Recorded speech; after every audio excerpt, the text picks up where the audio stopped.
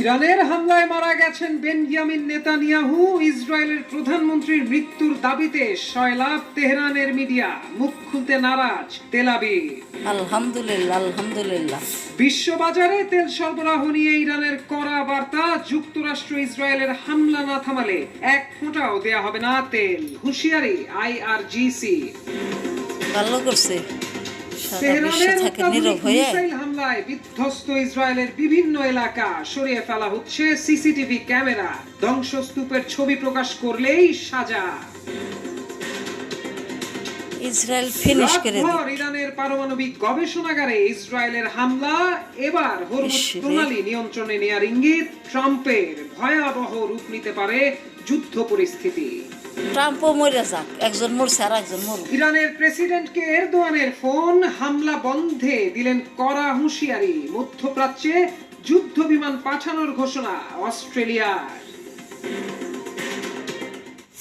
স্থাপনায় যুক্তরাষ্ট্র ও ইসরায়েলের যৌথ হামলার পর থেকেই মধ্যপ্রাচ্যে উত্তেজনা তীব্র আকার ধারণ করে। এই হামলার পরপরই ইরানের সর্বোচ্চ নেতা আয়াতুল্লাহ আলী খামেনি নিহত হন। এর জেরে তেহরান দ্রুত পাল্টা প্রতিশোধমূলক অভিযান শুরু করে এবং মধ্যপ্রাচ্য জুড়ে মার্কিন ঘাঁটি ও ইসরায়েলি স্থাপনাকে লক্ষ্য করে একের পর এক হামলা চালানোর দাবি করে।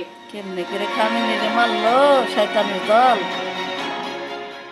এই সংঘাতের মধ্যেই নতুন করে এবার আলোচনায় এসেছে ইসরায়েলের প্রধানমন্ত্রী বেনিয়ামিন নেতানিয়াহুর নিরাপত্তা ও অবস্থান নিয়ে নানা জল্পনা। ইরানের সংবাদ মাধ্যম তাসনিম নিউজ এজেন্সি সোমবার প্রকাশিত এক প্রতিবেদনে ইঙ্গিত দেয় যে সাম্প্রতিক হামলায় একটি লক্ষ্যবস্তু ছিল নেতানিয়াহুর কার্যালয় বা তার আশ্রয়স্থল।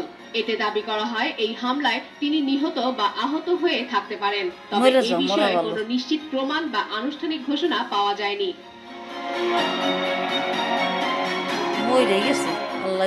তাসনিমের প্রতিবেদনে কয়েকটি পরিস্থিতিগত বিষয়ও তুলে ধরা হয়েছে। এর মধ্যে রয়েছে সাম্প্রতিক সময়ে নেতানিয়াহুর নতুন ভিডিও বার্তায় অনুপস্থিতি, হিব্রু ভাষার মাধ্যমে তার বাড়ির আশেপাশের নিরাপত্তা জোরদার করা এবং জ্যারেড কুশনার ও মার্কিন বিশেষ দূত স্টিভ উইটকফের কথিত সফর স্থগিত হওয়া। এছাড়া ফ্রান্সের প্রেসিডেন্ট ইমানুয়েল ম্যাক্রোর সঙ্গে নেতানিয়াহুর একটি ফোন আলাপের উল্লেখ করা হলেও সেই কথোপকথনের নির্দিষ্ট তারিখ প্রকাশ্যে না আসা।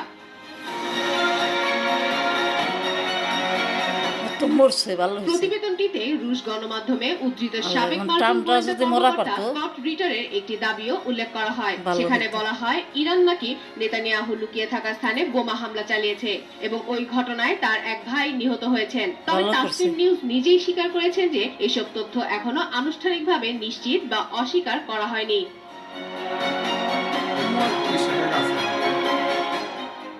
অন্যদিকে জেরুজালেম পোস্ট সহ বেশ কয়েকটি আন্তর্জাতিক